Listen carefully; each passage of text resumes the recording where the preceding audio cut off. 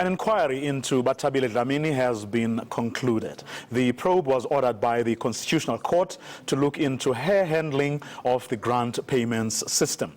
In his report, retired Judge Bernard Ngoepe criticized Dlamini's testimony, saying she evaded questions. Now, Lynette Maart is from the Black Sash and joins us now. Good evening, Lynette. Thanks very much for joining us. Your reaction to Justice Ngoepe's outcomes?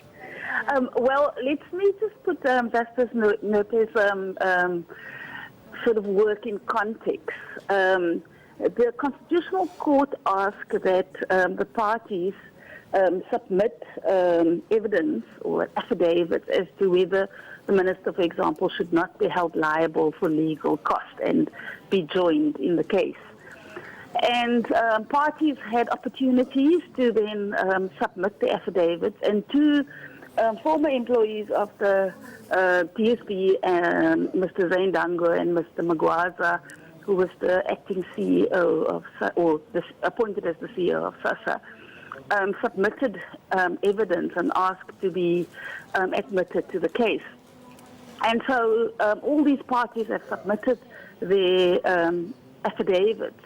But the issue that was not quite resolved was that of the work streams, the appointment of the work streams by the minister, the extent, who appointed these individuals, when were they appointed, did they report directly to the minister, did they file any reports, and the reasons why the minister did not disclose this information of the work streams to the Constitutional Court in her affidavit.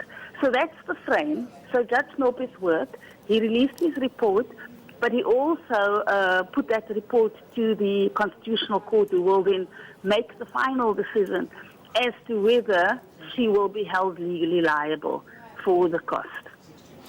So are you happy with Justice Ngoepe's report? We are, yeah, it's well received. It hits all the right notes. And I think on page 13, there's a particular statement which we think is very pertinent to the report. And the one statement is about the fact that in July in 2015, the minister wrote a letter to the Chief Executive Officer, then Ms. Peterson, and she instructed Ms. Peterson to appoint individuals to the work streams, and that she mentioned particular individuals and that it was for immediate effect.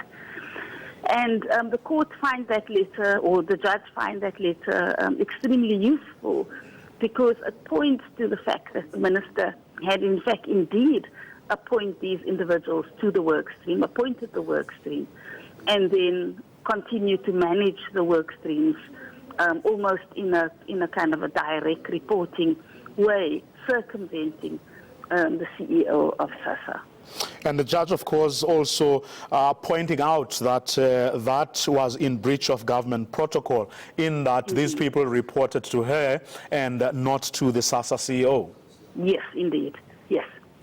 Now, the example set by Messrs. Dango and Magwaza in this instance, because looking overall at what Judge Ngoepe had to say about them, do you think it sets an example for officials, senior government officials, for how they should behave when political principals make unreasonable and illegal demands? It certainly strengthens that, because there are government protocols for decision-making, and if a politician kind of oversteps those protocols, then there's certainly recourse. The mechanisms must still be found that in this instance, these two gentlemen, Dango and Magwaza, used the existing court case to air their grievances, and several attempts to try and get the minister to listen about these protocols. So clearly, I mean, it is possible that people break these protocols, but then how does officials, public officials, what kind of recourse do they have within the system to make sure that these violations are brought to the attention of their superiors. Okay. Lynette Maart, thank you very much for talking to us this evening. She is from the Black Sash.